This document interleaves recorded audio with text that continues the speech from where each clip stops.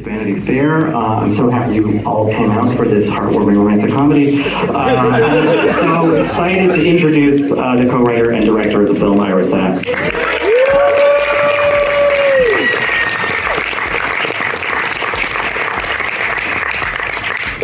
Hello, Ira. Hello, Richard. Your last film, Frankie, was set in Portugal. This film is set in France, in and around Paris. I'm curious what your European journeys of late have kind of informed by your filmmaking. I think, in a way, being over there allowed me to feel very liberated in my memory of a certain kind of cinema that this is very Are we what do you think? Feedbacky? Yes. Let me try it out. Here, let's try this one. Is that better? Any suggestions from the audio-visual? Okay. I guess I just felt free to like think about European cinema in a certain way, and I wasn't shy. I think I rarely. Is it me? Is it this one? Hold on. I also have this problem where I have whenever I put on a watch of any sort, it's within 24 hours, it's 25 minutes slow. So I think maybe it's just me. So I felt really free to think about the kinds of cinema that I loved, and also I also did find support for the kind of the films that I wanted to make, which I think is not true here. Put it simply. I also, Paris is a city that I know really well. I first lived there as a student in my early 20s and have been going back there ever since on a regular basis. So I've had like love, sex, relationships, and breakups there. So I feel really comfortable making a film there. But the next films I'm making are here in New York. So it's kind of a combination of the story and also where there's possibility financially. I mean, I think something about this film that reflects a lot of what you see coming out of Europe and other places is a sort of a moral complexity that maybe in its current state American cinema is not quite doing. We don't see a lot of this on Netflix, for example. But where did that aspect of Passages come from? I mean, we have a character at the lead in Tomas who is thrilling to watch, but is also behaving terribly. Without getting too personal, were you exercising things from yourself, or where did Tomas come from? Well, in terms of the first point you make about complexity, I feel like, you can talk about why to make complex work, but also you could just talk about how much you hope to make good work. Like if it's good, it's going to be complex. It's sort of like not an option if you, at least to what you aspire to, whether it is or not, is the quality of the film. I think in some ways my films are sort of, they're explorations of what it is to be a man. At least that's part of the story of the film. There's other people have characters, and to me everyone has real value, and in particular in this film, the three actors, the lead actors, I was just, there's always a shift between who has the power in the film. But I think maybe I begin on some level by examining myself and my role in the world in all my films. Men behaving badly interests me. Yeah, and I think it's men behaving badly in this film in a very complex, to use that word again, dynamic where we are talking about matters of identity. Is this guy gay? Is he bi? Is there maybe no point in putting a label on him? And then you have Agatha is a huge part of this story. How did you factor her perspective into the writing of the film, and then with Adele, the making of it? Because I read an interview with you recently I read an interview with Adele recently where she talked about the scene where Adele is listening to the potential father for a child have sex with his old husband, the one room away, how did you factor her into the study of men? Well, to me, that's the horror movie scene. Really, there's this sense. So I think there's like a shift, as I said, between who was good and who was bad. That's the advantage of working with a love triangle as a structure for a film, is that there's always someone pursuing something that they cannot have but they want with passion. And so there's this sort of kind of circling of who's in charge and who's not. And you begin by thinking maybe that Tomas is kind of running the show, and then very quickly you realize like he's also chasing, and what he's chasing is someone else who's chasing someone else. So there is this kind of tight ball of desire and want, and also of suspense. So I guess I first thought of the Agathe character because I went to see the last film of Visconti at the Film Forum just down the street, and it's a love triangle film, and it stars Giancarlo Giannini and also Laura Antonelli. He plays an aristocrat. He has a mistress, and then he also has a wife. And the plot is very close to what you see in passages. But I found myself as an audience member not certain where my desire was. Like I really wanted Giancarlo, but I also really wanted Laura. And as a gay man, I thought, who knows what's going to happen when I leave this theater? And I think that sense of that anything might change in any moment was to me like what cinema does best. And that's kind of like in every moment, in every scene, in every shot, there's the possibility that people can change. I think of Cassavetes, for example, like actors in any moment might just jump over the line. They might just decide that there are no boundaries to the space. And that's the kind of film that I wanted to make.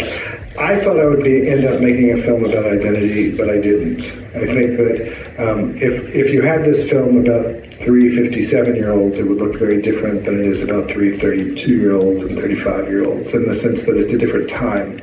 So kind of the questions of identity that I thought were central to the script disappeared in the making of the movie because of the characters, but also because of Franz, Ben, and Adele, and who they are. So did you feel like they're on set that they were changing your vision of what the story was because of their specific performances? They're not changing it. It becomes. There's no movie without what they do, and they are the film. So anytime you cast someone, they write the film for you in a lot of ways.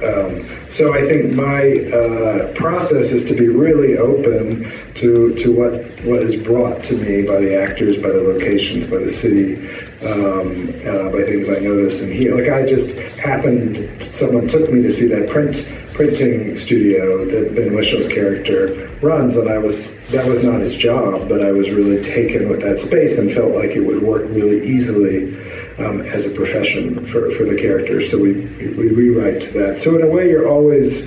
I also don't rehearse before I start shooting, and so I'm really asking the actors to bring themselves, and then I costume them. I put them in a certain armor, which creates character. I give them dialogue, which creates character.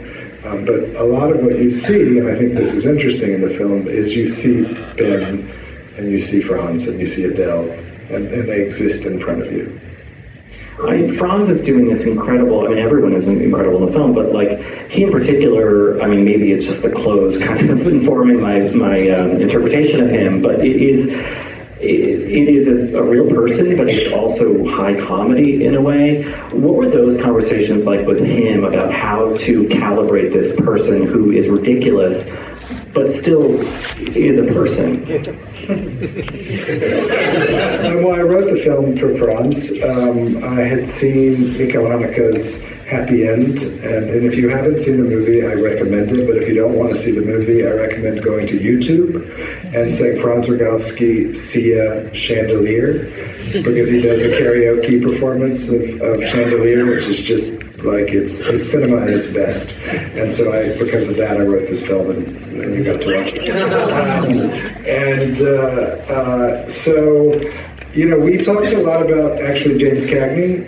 as an actor and as a presence. He's the actor that Orson Welles said was the greatest actor ever to be in front of a camera. So that was kind of like a high bar, but also he always played a sociopath. And so really, the thing is, there's a gap between the character and the actor. And so that's the gap of entertainment in a certain way. That's the gap of performance that allows you to, you're not watching, for example, the ex-president of the United States who's repellent.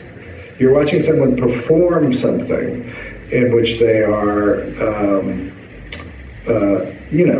doing things that they shouldn't do, but there's a pleasure in that. And I think that's the history of cinema, really. If you think about film noir, if you think about Stanley Kowalski, perhaps if you think about Travis Bickle, there's some pleasure in the actor acting out certain things that the audience never will.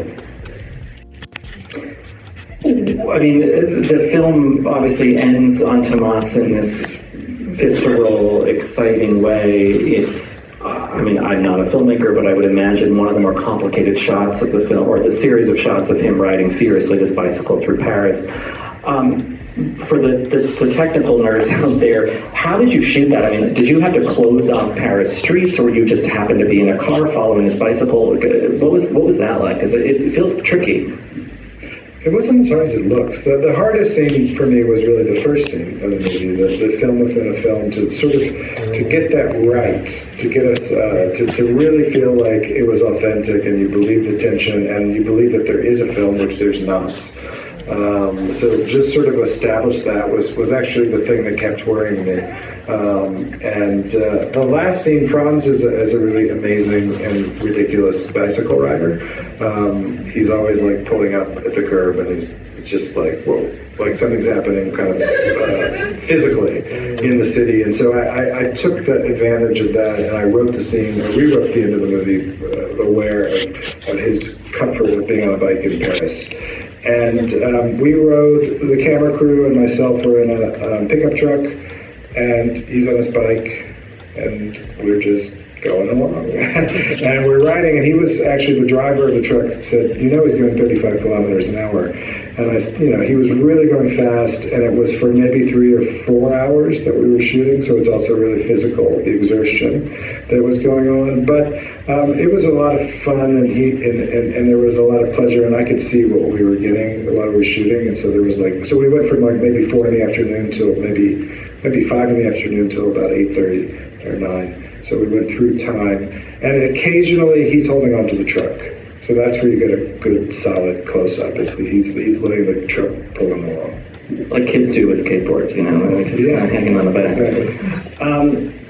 I suppose, unfortunately, one of the elephants in the room, if you want to call it that, about Passage's release in the U.S. is that the MPAA, in its totally sex-positive wisdom, decided to give this movie an NC-17 rating. You had a similar issue with Love is Strange back in 2014, where that movie, which is a very gentle family story, was given an R rating. What are your feelings about, if you have any, about the politics of that? Is this literally something that, the Celluloid Closet has got, the documentary has gotten into this? Is it because these movies are gay? Is it because Passages has a gay sex scene in it? I don't think it's coincidental. To me, it's like less interesting why a film gets it. This film, my film, gets an NC-17. It's more interesting, why do we follow the MPAA? Why does it exist?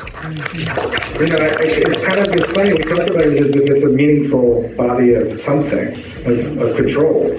But we don't even know what it is. And also sometimes they call it MPA and sometimes they call it MPAA, and you're like, we don't even know what it's named. Who's in it, right? Yeah, we definitely don't. It's a name. The thing the MPAA began, really it's a version of the Hays Code, which was in the late 20s, and which was established by the Catholic Church. That's who created the code. So let's just understand the roots of this censorship.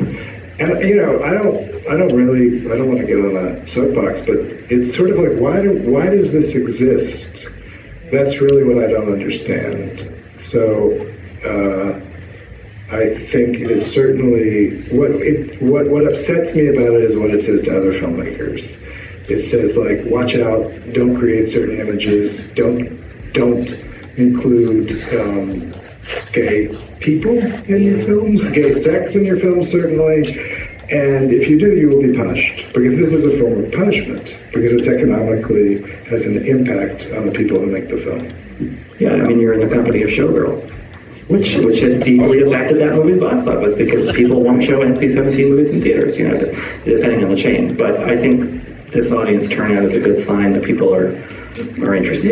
Yeah. I mean, I sort of, it's in a way, it's like so much not luckily the film I made. It really has nothing to do with the film I made, because I made a very free film, and I was supported to do so both by my producer Saeed bin Saeed and by Mubi distributing the film, and I was given freedom, and that's like incredible, and something that I feel I've really had to fight for to get to make a movie like this. So this is a positive thing that we're here. I agree. On that note, I think we have time for a couple audience questions. I see a hand right there with glasses on, white t-shirt, right? I think you're looking, yeah. Is there a mic coming? Maybe. No, I don't think there is, because we had a broken mic. Okay. You said the film in post-production, as in many films about a filming process, is in principal photography. Why set it in post-production? Why set the film in post-production? If there's a really, for me as a filmmaker, it was an obvious narrative kind of arc that I could hold on to. Like sometimes I think what you need in a film is, it's like a coat hanger or a coat rack. You need something that you can hang the things that are interesting to you on, but you need that rack. And to me, from the moment of end of shooting until the moment in which you premiere the film has a really strong line.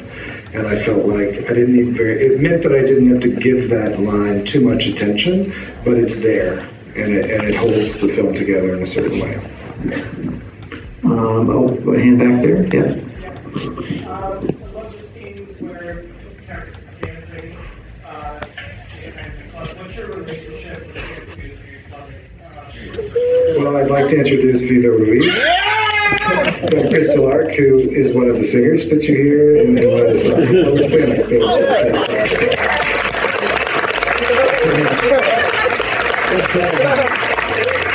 So, my relationship is, I hope that I can say I have a good ear. And that's really like, I'm really not an aficionado when it comes to music, but I know what I like, and I generally like music and film in which it exists on its own plane. Like you give it space, so that you have what's happening in the film, like there is sound and there is image, and that they combine, but they're not necessarily written for each other. And I think that's what this music is about. Until there's one piece of score, which is Spirits Rejoice, this last piece by the great saxophonist Albert Ayler, who died in the U.S. in the mid-'60s and was just this genius of cacophony. And when I heard that piece, which I heard Albert Ayler, if anyone knows the Patrice Chéreau movie, L'Homme Blessé, the score of L'Homme Blessé is all Ayler, and I was like, oh, that really does something to a movie. So when I found that piece of music and put it over, and my editor, Sophie Wren, put it over those images, it was transformative. So I don't know if I answered your question, but music is one of the tools that's so important, and I wanted to make a movie of pleasure, and music was a big part of that. I see a hand over here. Hi, wonderful. I just wanted to get a little more insight as to why you chose to shoot like intimate conversations or kind of sex scenes from behind. Like what were you trying to exclude?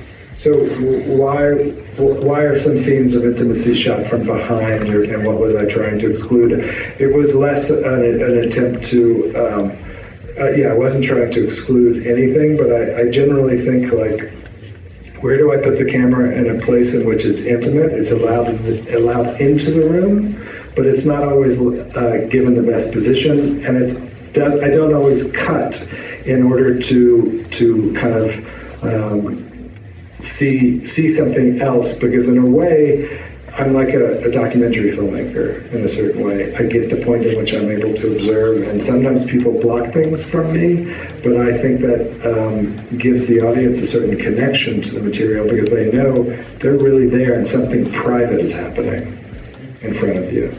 So there's a very famous Polanski scene in Rosemary's Baby, and Rosemary sitting on a bed, and there's a door frame, and you can only see part of her body. And Polanski said he would imagine the entire audience going like this, trying to like look around the door frame.